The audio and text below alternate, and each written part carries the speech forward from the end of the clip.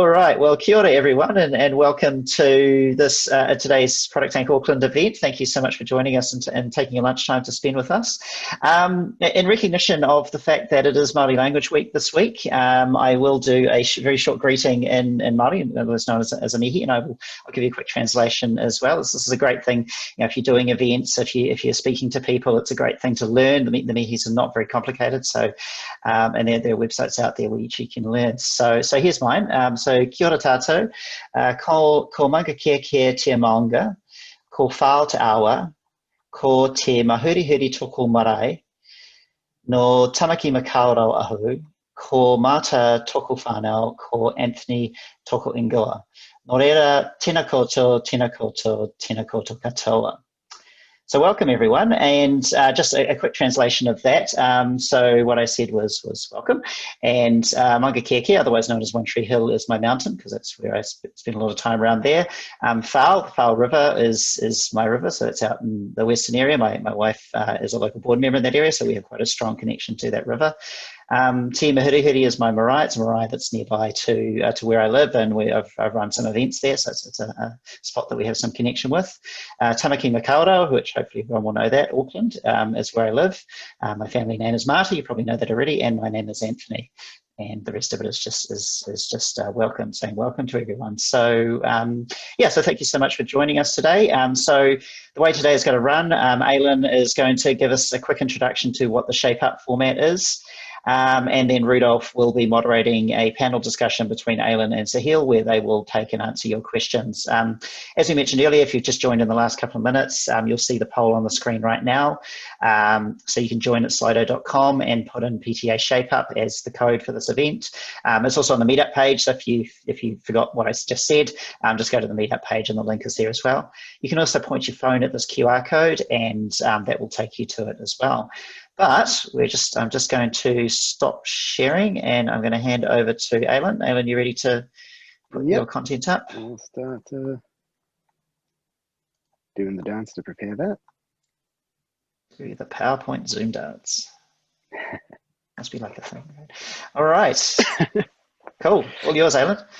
Brilliant. Thanks. Well, kia ora, everyone. Thanks so much for joining us today. I'm really excited to be here and share just what Shape Up is and help explain a bit what it is. So I'll start with giving a bit of background of how Shape Up came to be. So it was written by a guy named Brian Singer, who's the head of product and strategy at a company called Basecamp, who have been creating relatively successful products for about 20 years or so. And this is sort of just through their trial and error of making product for that period of time, of just figuring out what worked for them and what didn't work, because they didn't really follow the traditional approaches that most other businesses have. And the reason they wrote the book is because they know, Ryan noticed when he was talking to other, product people in the industry, he was noticing the same problems keep coming up. And so things that I'm sure a lot of us can relate to. So those are things like, long running projects that just don't really have any end in sight. It's hard to consistently deliver work that you're proud of and on time. There's no time for product people to think strategically. And also that the founders tend to think that it's much slower than it was in the early days. And while ShapeUp looks to solve these, it's really about spelling out what is considered just some basic facts about the universe. So regardless of following the specific practices recommended by ShapeUp, the underlying key points are more around the truths of work that you just can't get around. The same way that you can't make an omelet without starting with raw eggs. So it's the same with product, where it always starts with a raw idea. And they aren't ready to be bet on until, raw ideas aren't ready to be bet on until we do something more to them to clarify what they are, what they're not. So that way, if we give that work to a team, we know what they're executing and they know what they're executing, and everyone has some confidence that we're going to release more or less what we wanted at the end of the time that we scheduled for. And this doesn't happen by magic. So ShapeUp is about sort of breaking down how does that happen and some methods to execute that more consistently. So before I kick into that though, I just want to cover sort of what the more traditional methodologies that most of us are aware of and what the problems of those are. So starting with waterfall, it's too concrete. It's just very pre-prescribed for everything. And there's too many unknowns up front. and that we then hand to the team. And we can't know everything up front. So it's very often, it just blows up in our face. And that's what happens because we can't predict everything. And then agile is a big swing in the pendulum the other way, where it's actually too abstract. And it's very much, we don't really know what we need to do. So we'll give it to the team. We'll give it to the team to figure that out, the responsibility, and they'll swing at that 2 weeks at a time, and we'll hope for the best. And it's not strategic. It's true that we don't know everything in advance, so it's good to give room to change course. But at the same time, when you're making an investment, you have to know what you're investing in and why you're doing it instead of something else, and what you're hoping to get out of that investment. And that's ultimately what Shape Up is, making sure that you clarify before you sort of make that investment. So the core principles of this is around fixed time and variable scope, targeting risk. And this, what we mean by this is, traditionally we always talk about plan. I mean, in Agile, you actually have a session called the planning meeting, and plan is the language of certainty, where Shape Up, we use bets, which is the language of risk, because there isn't really guarantees of certainty in product development. It's also about, we want to give the team autonomy and responsibility to deliver what we give them, and also give the team time and really protect that time. So Shape Up happens in 3 stages, which is shaping, bedding, and building. And I'll also go into each of these a little bit. So shaping it's the work that we do on a raw idea to reduce our risk and increase our clarity by setting boundaries around it and figuring out sort of what the key points of the solution is, while leaving enough latitude inside of it for the team to work out the details when we give it to them. So it's really about thinking harder about the work before we get to the point of doing any real design and programming.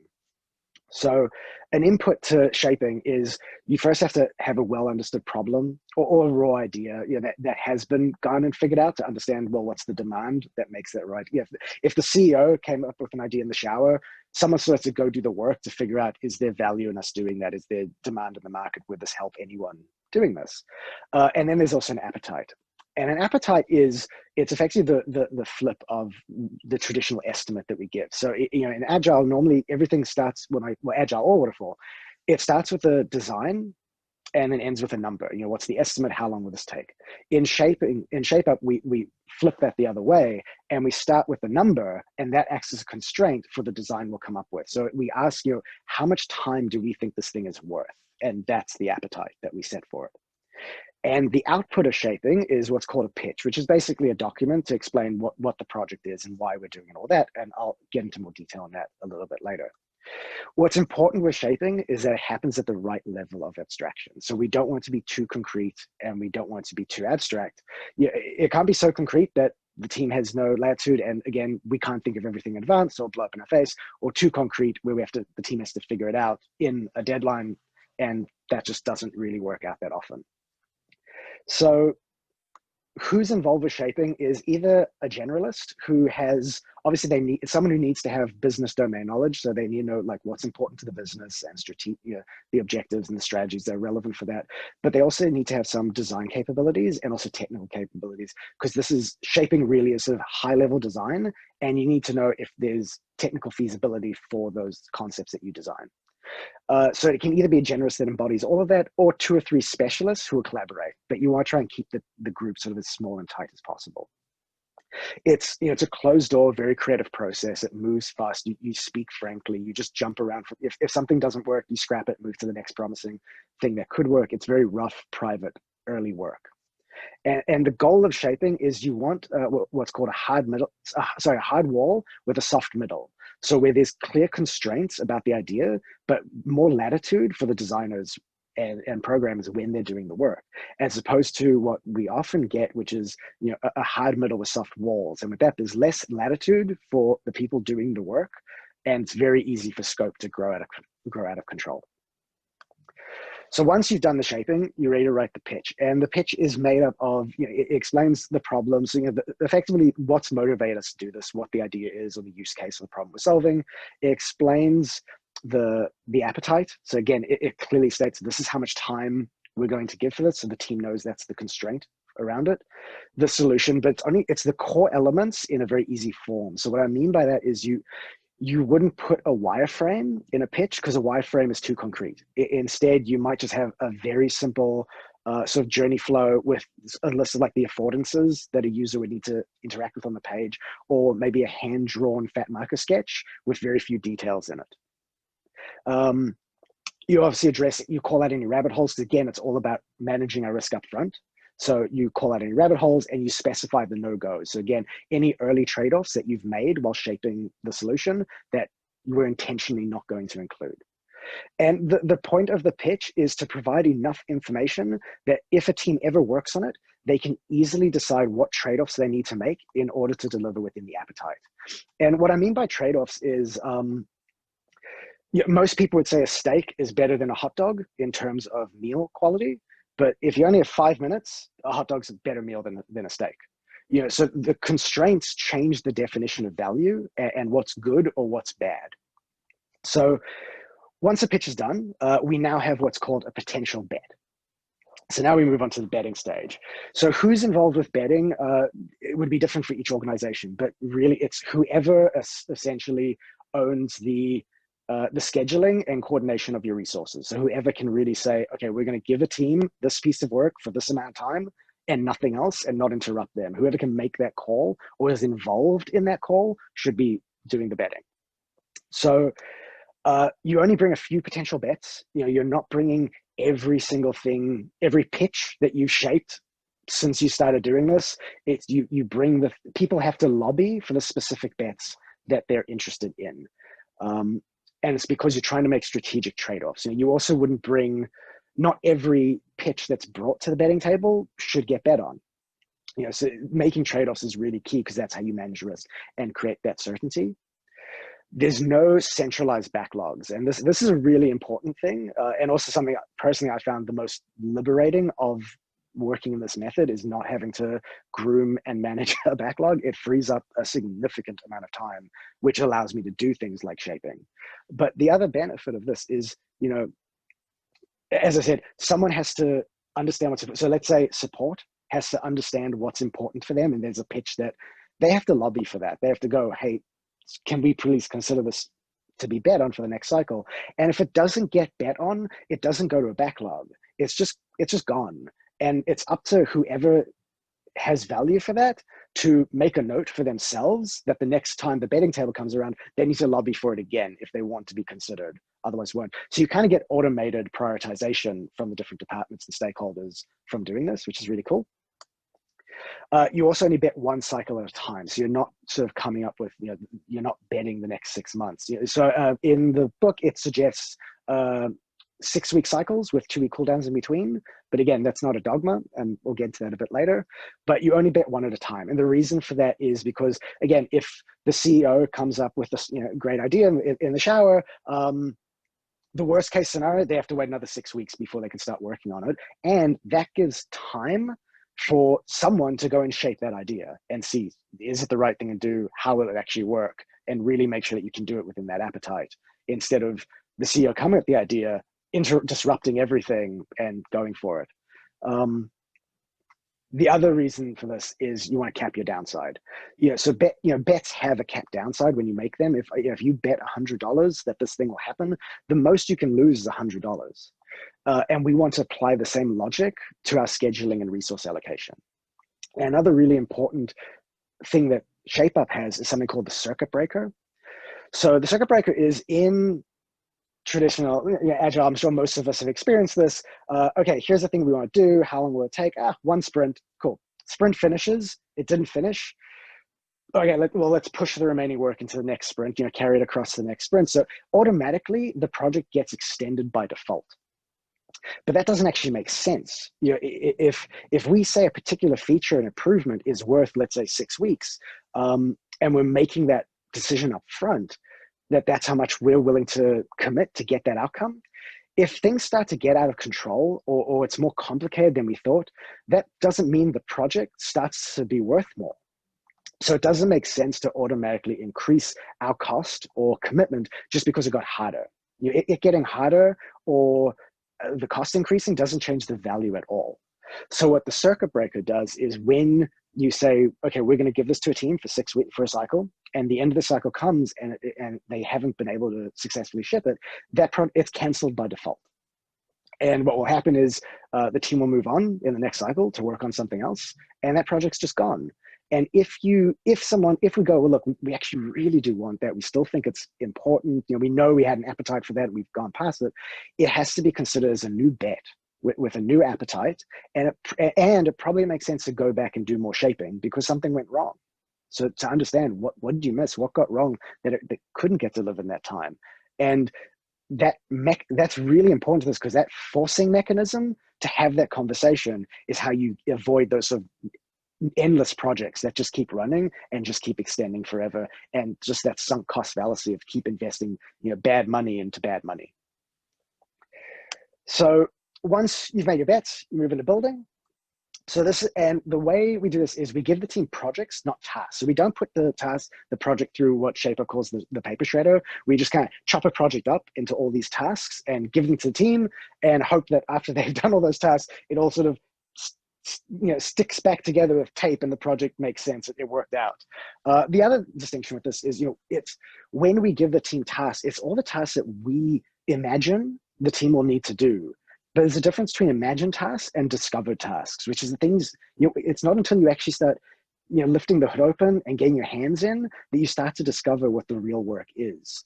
So we give the team a project and we trust them to create their own tasks as they're discovering and doing it. We also leave the team alone to self-manage and we don't interrupt them unless, obviously emergencies happen, but those should happen once, maybe twice a year at most. So, and the big part of this is about honoring the bet. If you make a bet, you have to honor it. And also, interruptions, as I'm sure most of us know, kill momentum, and not only kill momentum, but you also lose the time it takes to spin back up to that momentum. And the other thing is it also can hurt the credibility within the team and the trust that the business will honor future commitments. And that can have a really negative impact on culture in an organization. We also give the team reasonable time. And as I said, that in the book, it's 6 weeks with a 2-week cooldown in between. But again, this is not dogmatic. That is a variable and you can adjust it for what makes sense for your business. But the principle behind this is that meaningful work usually can't get done in 2 weeks.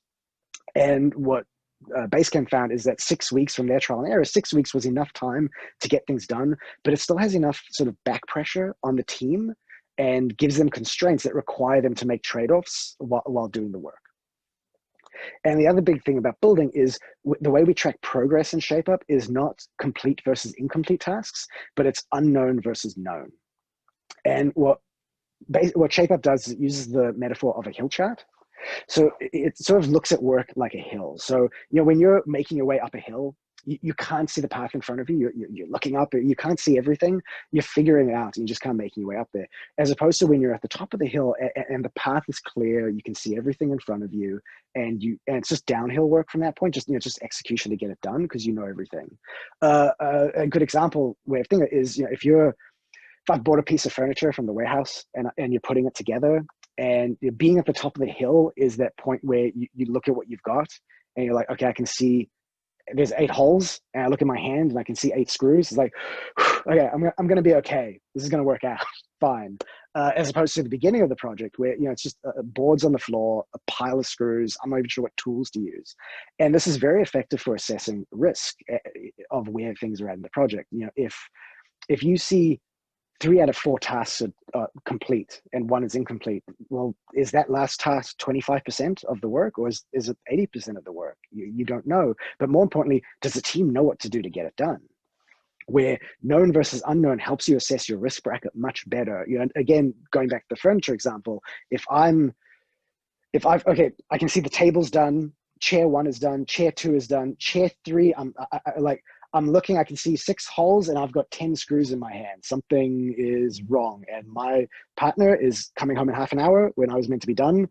I can assess my risk much better there that I might not get this done in time and exactly and identify where the problem is. So I need to tackle that and figure out, well, where have I not put some screws that I probably needed to?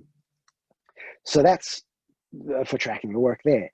So summarizing it, it all happens in two streams for shape up. So you've got your shapers and your builders. During the cycle, your builders are building away, and your shapers are shaping more work for potential work for the future. That's really important. They're not necessarily shaping what's going to be bet on in the next cycle. You're not shaping for the next cycle. You're just shaping options. What you're looking for is to shape a portfolio of options that can be brought to the betting table, and so that whoever the decision makers are can make very informed bets for what to give to the team.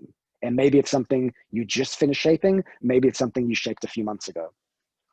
And the cool down is a period between cycles where for engineering, they've been heads down for however long getting this project out the door. And now it's just time for them to just kind of decompress, tidy up any things, maybe you didn't have time to release it during the cycle, so you can release during the cool down. But it's also time where there's generally just not unscheduled work. Still relevant for the business, but the team can sort of decide their own work for however long you want to make the cooldown.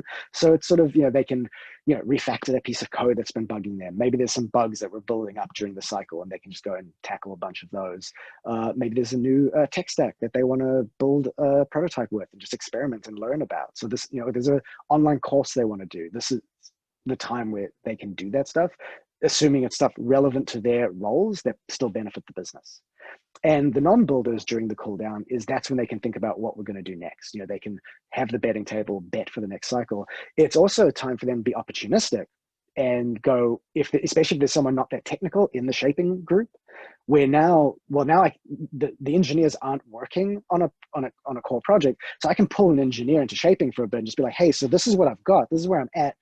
Technically, does this fit? Does this make sense? Can you see a path to do this in the appetite we've got?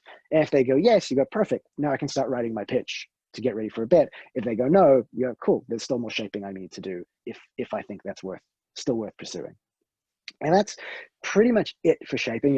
This is based on a book. It's a free online book at basecamp.com/shapeup. You don't even have to give your email address or anything to read it. So highly recommend. It's a fantastic book. And there's some really good techniques for doing a lot of the stuff in there that's really useful. But this is a short summary of all of that I hope has helped. Just as another thing, I'm very eager to help other businesses to try and implement this and get this working in New Zealand. So if it's something that you're interested in giving a try for your business, I'm more than happy to work with you and consult and help out to understand if it makes sense for you or not, and if it does, how we could implement and make it work. So if you do want to discuss that, feel free to reach out to me on my email, just aylon@hey.com or aylon133 on Twitter. And that's it. Now we can hand back to either Anthony or Rudolf to start the panel. Thanks. Right. Thanks very much, Aylon. So we'll just welcome Rudolf and Suhel as well. So we'll have the panel discussion now. I'm just going to share the questions, but we're going to start out with a couple of pre-prepared questions just to get things going. We've got quite a few questions come in already. If there are any questions that came up for you during the talk, please go to slido.com and enter PTA ShapeUp, and that will give you access to be able to post your questions. Or if you've got a phone with a barcode scanning app, just point it at the QR code that's on the screen right now and you'll be able to get there. You can also upvote the questions of others there as well. So with that, I'll hand over to Rudolf to moderate our Q&A. Rudolf, I'll just go for the top questions on the screen and I'll mark them as done as they're answered. Cool. Thank you, Anthony. Kia ora koutou. And thank you very much, Aylon, for that brief, really insightful introduction. So let's start with a couple of questions for the two panelists. So we have Aylon and we have Suhel. Now let's start with you, Aylon. What was the motivation for your trying ShapeUp in your organization, and a bit of a challenge? What challenges did you have when you started it? So the motivation was, again, really, it's those original 4 questions that were on the poll.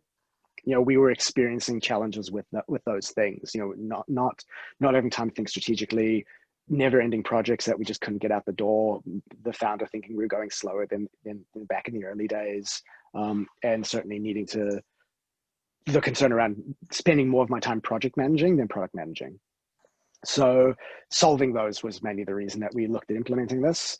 And some of the challenges, getting buy-in was a challenge for, at least again on our end, getting challenged, especially on the leadership side. When you say, well, we want to, we don't want to do things, we don't want to deliver things in 2 weeks, we want to do them in 6-week cycles.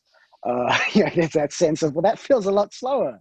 So helping understand that it's not about speed, it's about consistency and confidence in delivery on a more consistent point, as opposed to sort of imagining we're doing things every 2 weeks when reality we're actually not. We're very inconsistent with how successfully we're doing that. Oh, thanks, Aylon. And same question for you, Suhel. What was the motivation and what were the challenges? Oh, thank you, kia ora, everyone. I think it was very, very similar for us as well. So we're a relatively small team, and we had sort of those challenges of lots need to get done, and it felt like we were moving slower than what we thought was possible. The other really kind of big motivation for us was Shape Up was introduced to us through a couple of senior engineers, as opposed to myself, who kind of knew about it from other friends that were trying it in their workplace. So they felt, these engineers, they felt a little bit burnt out from projects that took a long time with lack of clarity in terms of what is the outcome and what is the sort of time commitment. And they thought, and they advocated for Shape Up internally in our business. So that's how it came to Story Park. And like Aylon said and mentioned, it was about long running projects.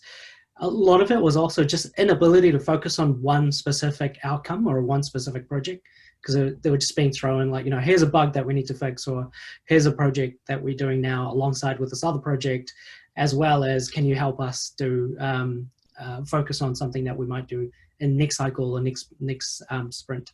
So there was a lot of context switching, which made delivery really hard, and focusing on that one thing really hard. So Shape Up gave us a good framework to be able to put clear sort of boundaries around, this is a cycle, and in the cycle you're just focusing on this and nothing else, and we won't distract you, and we'll preserve that precious time, and then gives us the freedom as product managers and designers to think about what do we do next and in the next cycle. So yeah, I think those were our key motivations. From a challenges perspective, we didn't have too many challenges kicking this off.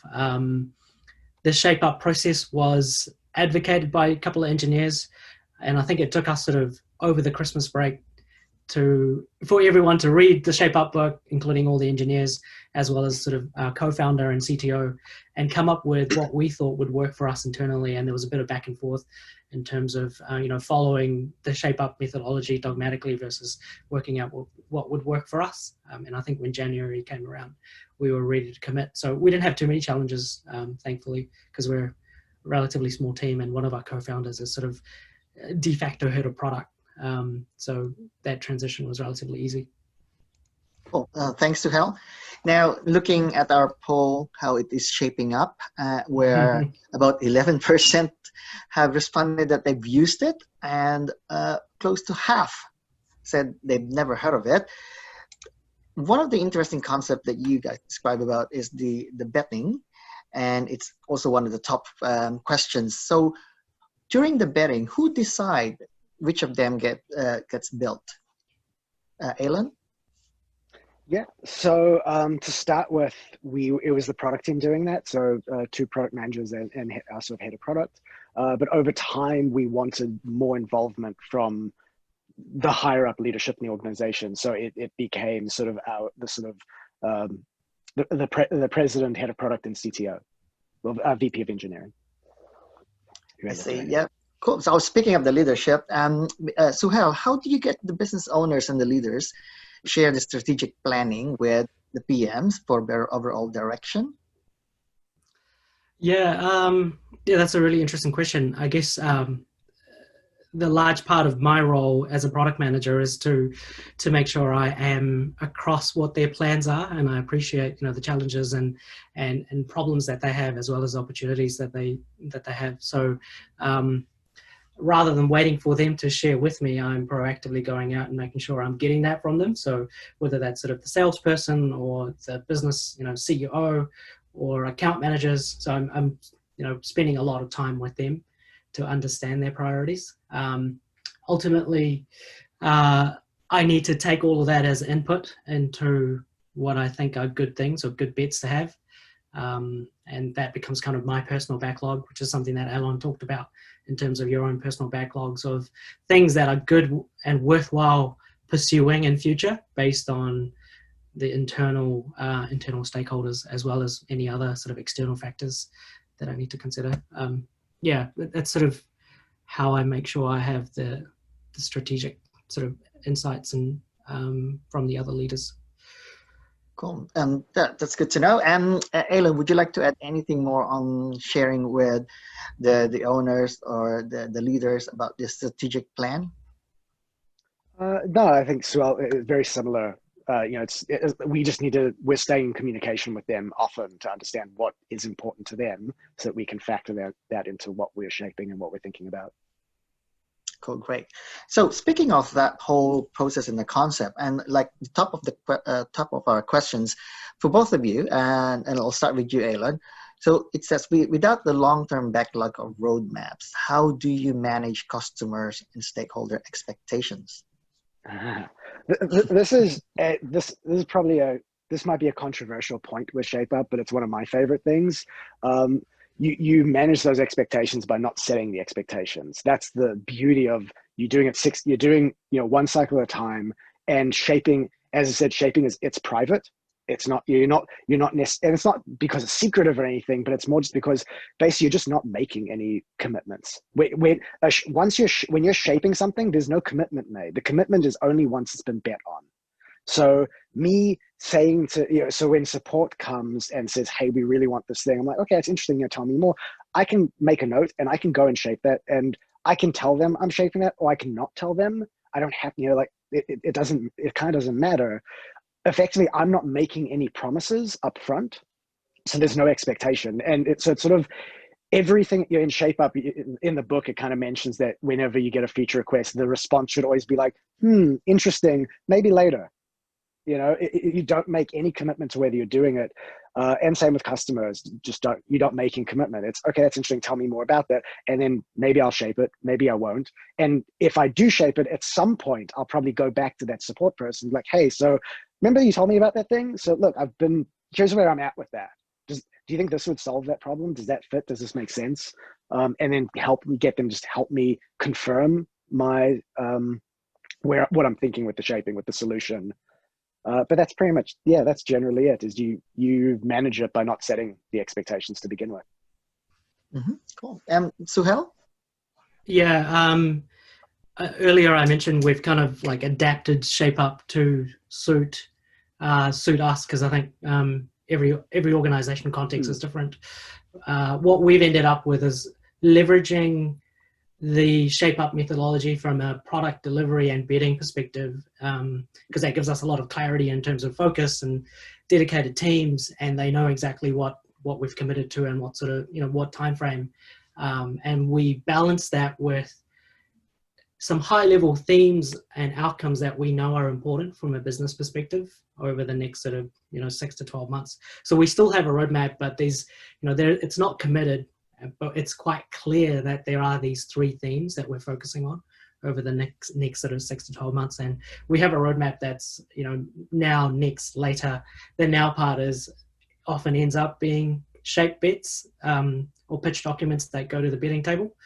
The next and later is sort of, we'll get to it, but we're not making any commitment to it in terms of, whether we'll end up shaping that or not. So we still have this concept of a roadmap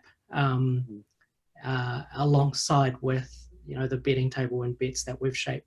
So we're mixing and matching as we need to. And I think, the ShapeUp methodology is sort of, Ryan talks about it in that sort of, it's not dogmatic, take bits of it that make sense and sort of shape it to your liking. Cool. Can I actually just add a bit to my answer with that? Because Suhel, you just reminded me of something that I feel like I talked mostly on the shaping side. I didn't cover the betting side. Because totally. Once you've made the bet, you communicate that with the organization of like, this is what we bet on, and this is what we're going to be. This is what we're hoping to deliver by the end of the cycle, and that's very upfront and transparent. And it's actually really good because it means everyone has very clear of like, okay, for the next however long your cycle period is, we know what's being worked on and what we're targeting, what we're hoping for. And also, even though we don't have the traditional roadmap, it doesn't mean we're not thinking long term, but it's just at a different scale. So for example, I'm going to give you a hypothetical example because I can't give you real examples for our private information. But hypothetical, let's say we were saying, okay, let's say our product had an accounting functionality. We might say, okay, we're okay with committing about the next 3 cycles to making improvements to our accounting functionality. But what we don't know now is what those improvements are going to be. We're going to bet on what the improvements will make to accounting are each one cycle at a time. So I hope that makes sense and clarifies it a bit better. Yeah, it's really an interesting concept, and from what you guys have just shared about the not having a roadmap and talking about the betting, these other 2 top questions, they're quite interrelated. Where how do you ensure that you're not just betting on the passion projects? And from Tim, which is also quite an interesting question, is that how do you represent the customer when pitching or making the bet? Suhel, you might want to start with that. Yeah, sure. So I mean, the betting process and the pitch that you end up writing, a large part of the problem statement is, why do you think this is worth doing now over everything else that you should be or could be doing?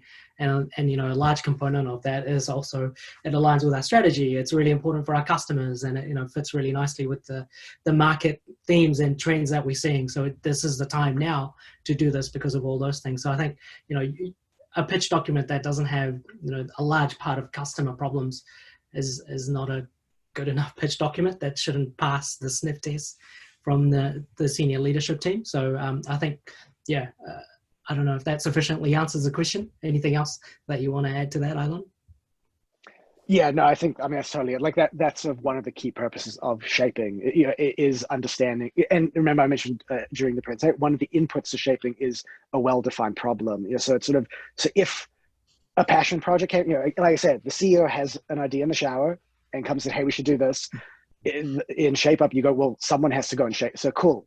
Let me go and shape that. And part of shaping is, well, I need to go and understand, what problem does this solve? Is there value for our customers in doing this? Does it align with our business strategy and what we're trying to do? And all those things. And that is then include, and more importantly, if it comes clear during the process of shaping that okay, this is clearly a passion project and it doesn't align to any of that, it won't even make it to the betting table. There'd be a conversation with the CEO earlier than the betting table, like, okay, so I did the shaping work. It doesn't, here's the reasons why it doesn't make sense. So we're not going to bring it to a betting table. So in speaking of the items or what you bring to the betting table, so who are involved in coming up with those work to be put into the betting table, and who are involved in making the decision? Aylon? Yep. I'm just trying to understand how that question's different from the first question around who does the betting. Mm-hmm. So can you help me understand? Like, I know you're not the one who actually asked the question, so that might not be fair to you. But like, is it more around who's doing who's deciding what gets bet on, or is it more around who decides what gets shaped? Who decides, or who are involved in the decision making of what will be bet on? Wait, all right. So, and is that who what gets brought to the table for consideration? Yeah. Mm-hmm. Perfect. Cool. So that would be, I mean, kind of anyone really. So ultimately, like in our organization, it's product, but we are, part of our job is to get input from everywhere in the organization, so we would speak to, again, it's only stuff that we've shaped. We're the ones who do. So we know it's only shaped stuff that can even be considered to be brought there. And it's sort of us getting a sense. Again, we need to have a better intuition of what's important right now. So if support are saying, hey, we really want this thing, and sales are saying, we really want this thing, and it's up to us to kind of, that's our job, is to go, well, this is more important than that. So ultimately, I'm not going to bring both to the betting table and put leadership where they have to decide between these two things that I know this is the only one that makes sense between those two, So it's generally us, but it's from getting input from stakeholders and other parts of the business. Or again, if it's maybe just customer, it's of these departments are asking this, but customers are asking for that, and there's more value in that. So it's us knowing that, at least on our end, that's how we do it. Okay, cool. And Suhel, how is it at your end? Yeah, it's very similar. So the product manager is expected to take all those inputs that I mentioned earlier and come up with a recommendation in terms of, this is what I recommend for the stream, or the kind of stream that I look after. Mm-hmm. These are the highest value bets that we should pursue. And a lot of that is conveyed into the pitch document in terms of customer problems and why this is a valuable problem to solve right now, and along with all the appetites and everything else. So it's really up to me to bring a prioritized list of recommended bets. And I have been in a couple of sessions where I'm presenting those bets and they get challenged significantly, and it turns out that we won't end up pursuing that, and that's kind of where I've made the error and mistake of not doing my due diligence enough. But often, more frequently, it is you've collected all the input, so what you present is like, yeah, that makes sense. We wouldn't not do what you're suggesting. So it's more often that way, thankfully. Yeah, so that was, I was looking at one of the interesting question, kind of answered that. The question was around, what if the bettors don't like any of the bets, and especially those who will decide on what will go to the next stage. Have you had any of those situations, Aylon? I've never had a situation where they don't like any of it, where they went, okay, we don't want to do any of this. That I've never experienced that. No, I mean, as we all know, usually you've got way more ideas than you do have time to do them. So you'll always have a few things that they want to do. I think if I ever got into a situation where I presented a whole bunch of bets and they didn't want to do any of them, I think I've probably done my job horribly wrong at some point. Yeah. Something's gone horribly wrong with what I've been doing, how I've been spending my time. Yeah. Cool. Yeah. Yeah, and likewise, Suhel, did you have any situation where none of them, they like not any of them? No, very similar to Aylon. Yeah. Cool. So speaking of how a lot of the companies or organization, they do a lot of research and discoveries. So one of these top questions here is, how have you seen user research play into the shape, and thoughts of doing user testing in the build and the discovery? Suhel, do you want to start with that? Yeah, sure. So I think one of the most significant differences between how we're doing Shape Up to what's sort of proposed in their website is the discovery and design testing doesn't happen during the build, and sort of the reason for that is because our customers for Story Park are early childhood educators. They're actually significantly time poor. It's really, really hard to get any time from them because they're often 90% of their time or even more spending time with children and educating children and sort of working with them all the time, and the time that they have away from children is spent administration and documenting the learning that's happened and planning for future learning.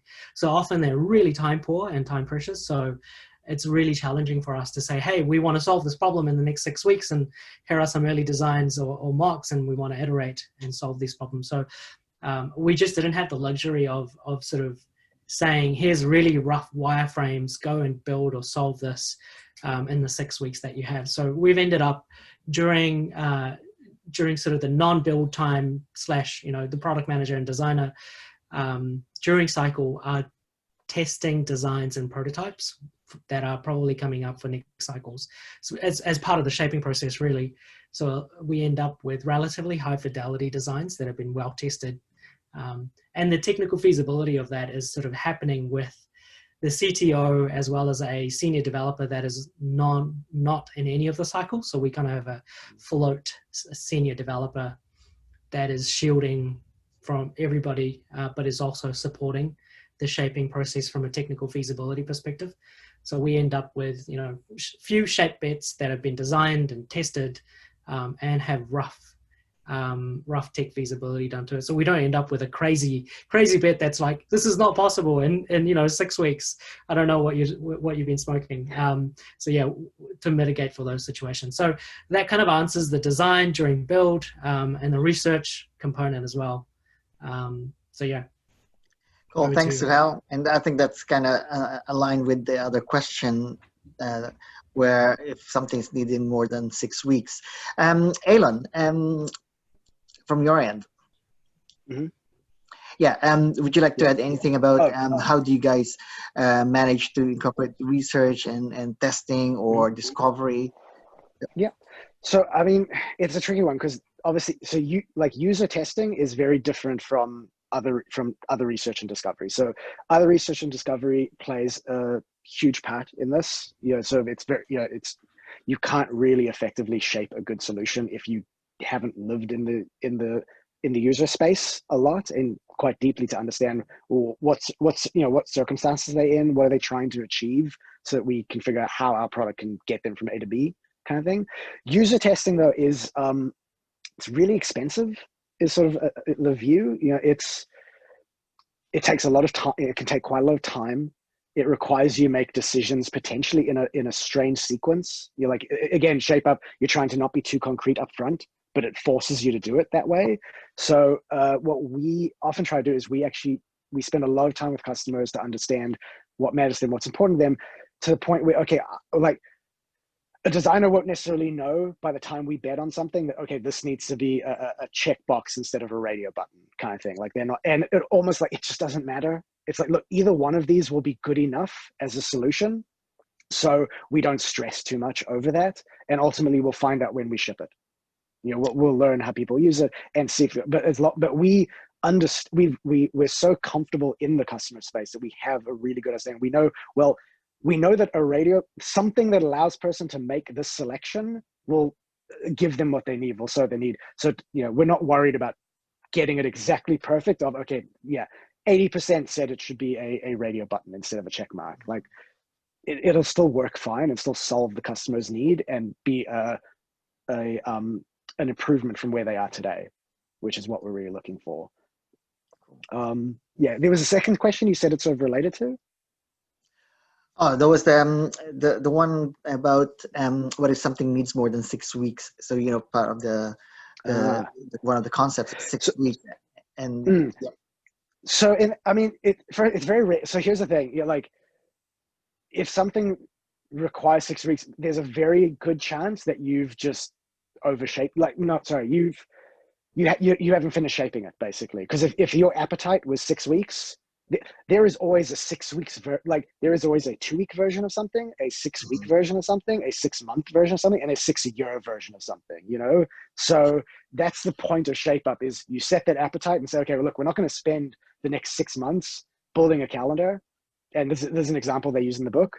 So it's like, so what does a 6 week version of a calendar look like? And again, we have to speak to the customer and understand what are they really trying to do, and can we solve? And again, so it's if you get to a point, it's like, look, we can't figure out a solution that fits in our 6 week appetite, then you don't bet on this. You can't do, then don't do it unless you're willing to expand that appetite. But that's usually quite risky. Again, it probably means you've just got too complicated a solution. With that said, if it's technical things, sometimes you can bet it separately. Like you could bet on a POC for something. It's like, look, let's proof of concept this, and that's what the bet will be. We'll bet a cycle for building a proof of concept just to see if it'll work. And then if it does, cool, then we're more confident and we've reduced our risk to do a second bet, to bet the rest, to deliver the whole thing. But again, it's splitting that appetite, saying, okay, what's our appetite for a POC? Bet that. Then after that POC is done, do we have the appetite to do that? And have we reduced our risk enough that we're confident this will be a successful bet? Cool. Hopefully that makes sense. Cool, thank you. Just mindful of the time. It's 53 past the hour. One interesting question here from Sun Ki. What do you mean by don't interrupt the team? And was like, don't add or change requirements, or don't hold catch-up meetings? Okay, let's start with you, Aylon. Yeah. So I mean, it covers a few things. So obviously, it's a thing of like, hey, this bug came up. Can you quickly fix that? Or the typical like, hey, this is. Can you make this change to the website? It'll just take you like 10 minutes. Can you make this quick change to the website? It's don't let that wait for cooldown. Don't do that sort of stuff. But yeah, I mean, but also. Change requirements is a weird thing because like you shouldn't change. There aren't like with shape up, there isn't really this concept of change requirements because you've set the whole point is you've set the boundaries up front and that's the bet you made. So again, it's honor the bet. So yeah, so you shouldn't change the requirements. But again, there's a lot of room in the middle for the team to figure that out, and they need to make their own trade-offs about what they do with that. So it's sort of I know normally change requirements would mean, but I'm trying to think how that would fit within the concept of shape up. As for catch up meetings and stuff like that, yeah, that's also a big part of it.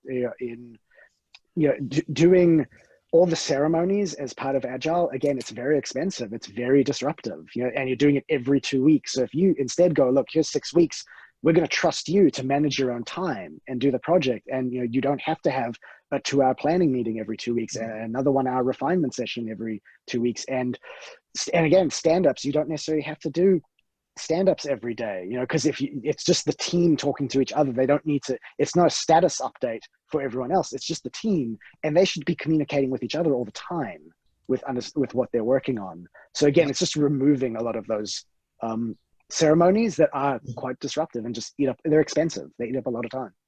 Yes, indeed. And just switching on a different topic with 5 more minutes, I just want to throw one more question. There are so many good questions, in our slide Q&A. Suhel, how do you assess the appetite and well understood problem are good enough? I think we've kind of covered the well understood problem already in terms of, making sure you get all the inputs that you need. In terms of the appetite, this is a bit of a dance between sort of working with, even before the bidding happens, working with the senior leaderships, the co-founders as well as CTO to assess, are we comfortable spending 6 weeks fixing this or addressing this problem? And balancing that with, we think it will take 7 weeks, or we think it will take 8 weeks, or we think we can reshape this and do it in 6 weeks, and reprioritize the things that we can solve. So it's a bit of a dance between what is palatable from a business perspective, because there's an opportunity cost for every week worth of effort that you spend on this, versus what is actually possible, because you don't want to end up kind of saying, the senior leadership only has 2 weeks appetite for something, but it's actually not feasible at all to do within that time frame. So it's finding that balance between negotiating between the two, because if it's only 2 weeks, they're kind of inadvertently articulating that this is only a 2 week worth of problem.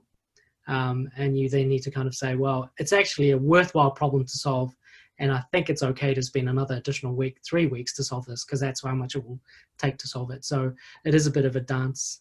That's how I'm finding it. But I think that is probably a little bit different from how Shape Up methodology kind of wants you to do it. And so keen to hear kind of, Aylon, how are you handling that? I mean, similar in the sense that it's about having those conversations with the leadership in the business, and it's when you.